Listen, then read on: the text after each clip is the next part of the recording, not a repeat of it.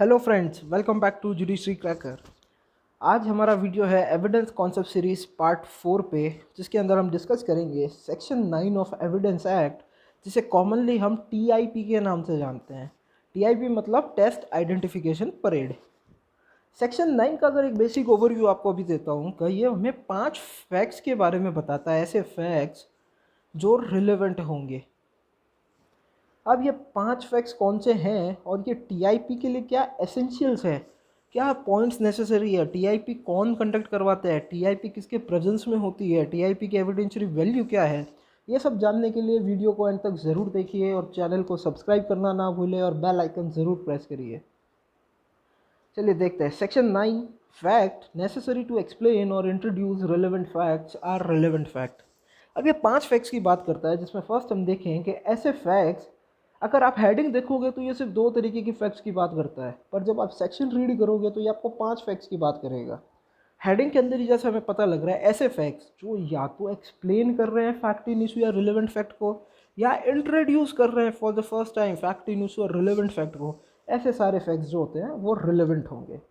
Second बोलते हैं कि ऐसे फैक्ट्स जो fact in issue and relevant fact के द्वारा कोई इन्फ्रेंस ड्रॉ किया गया है, कोई कंक्लूजन ड्रॉ किया गया है, उसको या तो सपोर्ट करता है या रिबट करता है या उसके अगेंस्ट में बताता है कोई चीज़, इन्फ्रेंस के अगेंस्ट में, तो ऐसे सारे फैक्ट्स जो होंगे वो रिलेवेंट होंगे।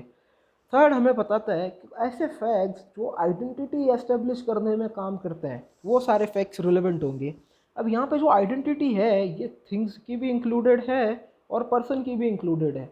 यानी ये क्या बोल रहा है, यही थर्ड पॉइंट के अंदर ही हम टीआईपी को बोलते हैं, टेस्ट आइडेंटिफिकेशन परेड। सेक्शन 9 के इधर थर्ड पॉइंट के अंदर ही टीआईपी कवर्ड होती है सेक्शन 9 के अंदर। अब अभी तक हमने कैसे देखे, 3 फैक्ट्स देखे हैं, इंट्रोडक्टरी एक्सप्लेनेटरी फैक्ट, सपोर्टिव और रिबर्टिव फैक्ट, और थर्ड आता है आइडेंटिटी क्रिएटिंग फैक्ट्स या आइडेंटिफाइंग फैक्ट्स। फोर्थ बोलता है ऐसे फैक्ट्स और फैक्ट इन इशू, ऐसे फैक्ट्स जो फैक्ट इन इशू और रिलेवेंट फैक्ट का जो अकरेंस का टाइम है उसको फिक्स करते हैं। Time and place of occurrence of fact in issue and relevant fact का अगर जो फिक्स करते हैं ऐसे फैक्ट्स, वो सारे के सारे रिलेवेंट होते हैं। और लास्ट हमें फैक्ट्स बताता है ये ऐसे फैक्ट्स जो पार्टीज़ का रिलेशन शो करते हैं, relation of parties prior to the commission of the act, वो सारे के सारे फैक्ट्स रिलेवेंट होंगे। तो सेक्शन 9 किस टाइप के फैक्ट्स की बात करता है, 5 तरीके के फैक्ट की बात करता है। पहला बोलता है इंट्रोडक्टरी या एक्सप्लेनेटरी फैक्ट्स, ऐसे फैक्ट्स जो फैक्ट इन इशू और रिलेवेंट फैक्ट को इंट्रोड्यूस या एक्सप्लेन कर रहे हैं। सेकंड बताता है हमें ऐसे फैक्ट्स जो भी इन्फ्रेंस, जो भी कंक्लूजन फैक्ट इन इशू या रिलेवेंट फैक्ट ने ड्रॉ किया है, या तो उसे सपोर्ट कर रहे हैं या उसे रिबर्ट कर रहे हैं, या तो फेवर में है या अगेंस्ट में, तो वो सारे फैक्ट्स भी रिलेवेंट होंगे। थर्ड आता है हमें ऐसे फैक्ट्स जो आइडेंटिटी एस्टेब्लिश करने में हेल्प करते हैं, वो सारे फैक्ट्स भी रिलेवेंट होंगे। फोर हमें बताता है ऐसे फैक्ट्स जो फैक्ट इन इशू या रिलेवेंट फैक्ट की हैपनिंग का टाइम, अकरेंस का टाइम और प्लेस फिक्स करता है, वो सारे फैक्ट्स भी रिलेवेंट होंगे। और फिफ्थ आता है ऐसे फैक्ट्स जो पार्टीज़ का रिलेशन हमें शो करता है, वो सारे फैक्ट्स भी रिलेवेंट होंगे। अब अगर हम ओवरऑल देखें तो सेक्शन 9 का जो मेन पर्पस है, जो हम यूज़ करते हैं ना, कॉमनली यूज, और जो मेन ऑब्जेक्ट है सेक्शन 9 का, वो यही है कि इंट्रोड्यूस करना या तो थिंग्स को आइडेंटिफाई करना, आइडेंटिफाई करना या तो थिंग्स को या पर्सन को। मेन ऑब्जेक्ट सेक्शन 9 का यही है। अब हम देखेंगे आगे कि टेस्ट आइडेंटिफिकेशन परेड क्या होती है, उसके एसेंशियल्स क्या होते हैं। टेस्ट आइडेंटिफिकेशन परेड, इसको हम बेसिक नॉर्मल लैंग्वेज में इसको हम ओलक परेड भी बोलते हैं या पहचान परेड भी बोलते हैं। जो टेस्ट आइडेंटिफिकेशन परेड है ये हमेशा आईओ के इंस्टेंस पे होती है, ध्यान रखना, ये यहाँ पे बहुत कंफ्यूज होता है। आईओ के इंस्टेंस पे होती है और मजिस्ट्रेट के प्रेजेंस में होती है, लेता इसको मजिस्ट्रेट है। और टीआईपी जब कंडक्ट होती है कोई भी पुलिस ऑफिसर प्रेजेंट नहीं होता है जब टीआईपी कंडक्ट होती है। तो अभी आते हैं हम सबसे पहले कि टीआईपी जो होती है वो आईओ के इंस्टेंस पे होती है। ये आईओ क्यों करवाता है, सिर्फ एक ही पर्पस के लिए कि विटनेस को आइडेंटिफाई करवाना, या तो थिंग्स को या अक्यूज्ड पर्सन को, दोनों में से किसी को आइडेंटिफाई करवाना, यह मेन ऑब्जेक्ट होता है आईओ का टीआईपी कंडक्ट कराने के दौरान। पर टीआईपी का मेन ऑब्जेक्ट क्या होता है, टीआईपी का खुद का मेन ऑब्जेक्ट क्या होता है कि विटनेस की वेरिसिटी टेस्ट करनी, कि वो कितना सही बोल रहा है या कितना केपेबल है, कि एक ऐसे पर्सन को जिसने उससे पहले एक्ट से पहले कभी देखा ही नहीं है, जिसको उसने सिर्फ एक बार देखा है, उसकी कैपेबिलिटी चेक करने के लिए कि उसे वापस कितना पहचान पाता है, कितना रिकॉल कर पाता है। ये होता है टीआईपी का ऑब्जेक्ट। जो आईओ टीआईपी करवाता है उसका एक ही पर्पस होता है कि एनेबल करना विटनेस को, एक मौका देना कि आप अपनी वस्तु का या अपने अक्यूज्ड पर्सन का, जो भी पर्सन है उसको आइडेंटिफाई करने के लिए मौका देना है कि क्या उसे वो आइडेंटिफाई कर पाता है, नहीं कर पाता है। पर टीआईपी का जो ऑब्जेक्ट है कि वो विटनेस की वेरिसिटी को टेस्ट करना, कि जिस अननोन पर्सन को उसने सिर्फ एक बार देखा है, क्या वो इतना केपेबल है वापस उसे पहचानने के लिए। तो बस ये विटनेस की वेरिसिटी को टेस्ट करता है। अब दो केस लॉज है जिसमें एक इंटरेस्टिंग बात बोली गई और ये काम की बात है कि अगर कोर्ट के अंदर अक्यूज्ड को विटनेस आइडेंटिफाई करता है, ध्यान से सुनना, अगर कोर्ट के अंदर अक्यूज्ड को विटनेस आइडेंटिफाई करता है और उससे पहले, कोर्ट से पहले, ट्रायल से पहले कोई भी आइडेंटिफिकेशन परेड नहीं की गई है, तो कोर्ट में जो आइडेंटिफाई किया है ना अक्यूज्ड पर्सन ने, वो यूजलेस एविडेंस हो जाएगा। उसको एविडेंस में आप यूज़ नहीं कर सकते हो, उसका कोई रिलेवेंस नहीं रहेगा। आइडेंटिफिकेशन परेड आपको पहले करनी पड़ेगी ट्रायल से पहले, नहीं तो उसका कोई रिलेवेंस नहीं रहेगा। आपके कोर्ट के अंदर आपने जो भी आइडेंटिफाई किया है विटनेस ने अक्यूज्ड को मजिस्ट्रेट की प्रेजेंस में भी, कोई यूजलेस एविडेंस है उसका एविडेंस में यूज़ नहीं आएगा। ये बोला गया था Ramnath versus state of Tamil Nadu के केस में। दूसरा केस है हमारा Surendra Narayan versus state of UP. इसमें ये बोला गया था कि टीआईपी जो है ये करवाना कंपलसरी नहीं है। टीआईपी जो है ये करवाना कंपलसरी नहीं है। टीआईपी जो है ये ऑप्शनल है, पुलिस ऑफिसर की पावर पे, वो चाहे तो करवाए, वो नहीं चाहे तो नहीं करवाए। अगर अक्यूज्ड पर्सन डिमांड भी करता है ना तो भी बाउंड नहीं है। अगर अक्यूज्ड पर्सन डिमांड करता है तो भी बाउंड नहीं है पीपी के टीआईपी कंडक्ट करवाए। ध्यान रखना फ्रेंड्स, यहाँ पे एक थोड़ा राइटिंग मिस्टेक हो गया है कि holding TIP is not compulsory even when prosecution demands नहीं है, इवन व्हेन अक्यूज्ड डिमांड्स। यहाँ पे वर्ड आएगा अक्यूज्ड डिमांड्स, तो पीपी बाउंड नहीं है उसको करने के लिए। थोड़ा टाइपिंग मिस्टेक है तो इसको आप ध्यान में रखिएगा। ये बोला गया था Surendra Narayan versus state of UP के केस में। अब नेक्स्ट हम देखेंगे टीआईपी जो है, जैसा हमने कहा अभी इंपॉर्टेंट रूल्स है, अगर ये चीज़ें फॉलो नहीं करी गई तो टीआईपी का कोई रेलेवेंस नहीं होगा।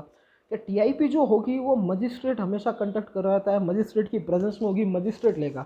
इंस्टेंस पुलिस ऑफिसर को होगा, पर कंडक्ट कौन करेगा, मजिस्ट्रेट कंडक्ट करेगा, और उस समय कोई भी पुलिस ऑफिसर प्रेजेंट नहीं होता है। अब क्वेश्चन आता है कि मजिस्ट्रेट जो टीआईपी की रिपोर्ट है, आइडेंटिफिकेशन रिपोर्ट है, ये कहाँ पे सबमिट करता है, कौन सा सेक्शन इसे एनेबल करता है। ये कि ये टीआईपी जो है, ये आइडेंटिफिकेशन परेड जो है वो मजिस्ट्रेट लेगा। ये सेक्शन 291A सीआरपीसी का हमें बताता है, ध्यान रखना। 291A सीआरपीसी, यहाँ पे जो भी आइडेंटिफिकेशन रिपोर्ट है वो मजिस्ट्रेट सबमिट करता है, सेक्शन 291A उसे एनेबल करता है। अब देखते हैं हम एविडेंशियरी वैल्यू टीआईपी की क्या है। टीआईपी के जो एविडेंशियरी वैल्यू, ये वीक टाइप का एविडेंस है, इसको सिर्फ कोरोबोरेशन में काम ले सकते हो आप, दूसरा एविडेंस को कोरोबोरेट करने में। आप सिर्फ टीआईपी के बेसिस पे आप किसी को कन्विक्ट नहीं कर सकते हो, सिर्फ टीआईपी के बेसिस पे आप किसी को भी कन्विक्ट नहीं कर सकते हो। और एक पॉइंट और है कि अगर टीआईपी वो आपने प्रॉपर्ली कंडक्ट नहीं करवाया है, टीआईपी प्रॉपर्ली कंडक्ट नहीं हुआ, जो भी गाइडलाइंस है वो फॉलो नहीं हुई है, और अनरीजनेबल डिले हुआ है टीआईपी कंडक्ट करवाने में, कोई सफिशिएंट कॉज नहीं आपको डिले शो करने के लिए, तो अक्यूज्ड जो होगा वो डाउट का जो भी बेनिफिट होगा ना उसे मिलेगा, अक्यूज्ड को जो भी डाउट होगा उसका बेनिफिट अक्यूज्ड को मिलेगा। अब एक इंपॉर्टेंट क्वेश्चन प्री में आता है कि sir identification by photo admissible है या नहीं है। तो ध्यान रखना, ऐसा लॉ कहीं पे भी बार नहीं करता कि फ़ोटो से आइडेंटिफाई करोगे आप तो एडमिसिबल नहीं होगा। आइडेंटिफिकेशन बाय फोटो भी एडमिसिबल है, सुप्रीम कोर्ट बहुत बार बोल चुका है। ये लेटेस्ट केस लॉ मैं आपको बता रहा हूँ, Lakshmi Raj Shetty versus state of Tamil Nadu. इसमें सुप्रीम कोर्ट ने फिर से कहा था कि identification by photo is admissible. ज़रूरी नहीं है कि फिजिकल आइडेंटिफिकेशन, आप फोटो से भी आइडेंटिफाई कर सकते हो और उसकी सेम रेलेवेंस होगी जैसे आप प्रेजेंट या वो थिंग्स आपके अक्यूज पर्सन या वो थिंग आपके सामने खड़े हैं और आप उसे आइडेंटिफाई करते हैं, रेलेवेंस सेम होगा। अब एक प्रैक्टिकल प्रोसीजर आपको बता देता हूँ प्लस पॉइंट, कि आइडेंटिफाई जो टीआईपी परेड होती है वो जनरली कंडक्ट किस रेशियो में होती है। क्या अगर अक्यूज पर्सन को पकड़ा है तो क्या हम उसे ही सामने ला के खड़ा करेंगे, नहीं, ऐसे आइडेंटिफिकेशन नहीं होती है। टीआईपी के अंदर दो रेशियो होता है जनरली, एक होता है 1:4 का रेशियो, यानी टोटल 5 लोग होते हैं, जितनी अक्यूज की हाइट है, कद है, काटी है, उसके अकॉर्डिंग 4 लोग उससे मिलते जुलते और लाए जाते हैं और 5 को खड़ा किया जाता है लाइन में, और फिर विक्टिम को बोला जाता है कि आप इसे आइडेंटिफाई करिए, या विटनेस को बोला जाता है आप इसे आइडेंटिफाई करिए। यानी एक तो होता है अक्यूज्ड पर्सन 4 होते हैं अननोन पर्सन, ऐसे ही डमी डमी जिसको बोल सकते हैं, डमी अक्यूज, डमी पर्सन। या तो 1:4 के रेशियो में कंडक्ट होता है या ये फिर 1:6 के रेशियो में कंडक्ट होता है, पर इन जनरल 5 लोगों का रेशियो ही कंडक्ट होता है। 1:6 या 1:4 के रेशियो में ये कंडक्ट होता है। तो टीआईपी जैसे कि हमने देखा क्या है, टीआईपी इंपॉर्टेंट पॉइंट्स अगर समअप करते हैं हम टीआईपी को, टीआईपी जो करती है वो मजिस्ट्रेट कंडक्ट करता है।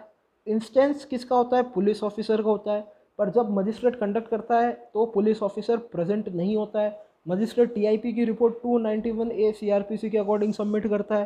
टीआईपी क्या है, वीक टाइप का एविडेंस है, सिर्फ कोरोबोरेशन में काम आता है, इसके बेसिस पे कन्विक्शन नहीं होता है। अगर टीआईपी कंडक्ट कराने में अनरीजनेबल डिले हुआ है तो इसका बेनिफिट किसको मिलेगा, अक्यूज पर्सन को मिलेगा।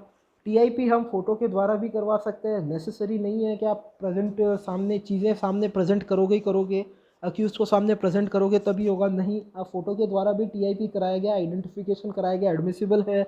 उसके बाद टीआईपी का मेन पर्पस क्या है, मेन पर्पस यही है कि आइडेंटिफाई करना, मतलब विटनेस की वेरासिटी टेस्ट करना, आइडेंटिफाई नहीं, विटनेस की वेरासिटी टेस्ट करना कि क्या विटनेस जिसने एक अननोन पर्सन को फर्स्ट टाइम देखा है, क्या उसे वो देख सकता है, पहचान सकता है। और पुलिस ऑफिसर जो आईओ टीआईपी कंडक्ट करवाता है, आईओ जो टीआईपी कंडक्ट करवाता है, उसका एक ही पर्पस है कि थिंग्स या अक्यूज्ड पर्सन को जो है विक्टिम के द्वारा या विटनेस के द्वारा उसे पहचान करवाना, एनेबल करना कि वो उसे पहचान सके। तो ये था फ्रेंड्स हमारे आज का सेक्शन 9 और टीआईपी। उम्मीद करता हूँ आपको वीडियो पसंद आया होगा। तो वीडियो को प्लीज़ लाइक करिए और शेयर करिए और चैनल को सब्सक्राइब करना ना भूलें। Thank you, have a good day. हम नेक्स्ट वीडियो में आपसे मिलेंगे सेक्शन 11 एविडेंस एक्ट के साथ, plea of alibi. Plea of alibi भी एक इंपॉर्टेंट कंसेप्ट है, तो तब तक बने रहिए हमारे साथ नेक्स्ट वीडियो के लिए। Thank you, have a good day, that's all for the day.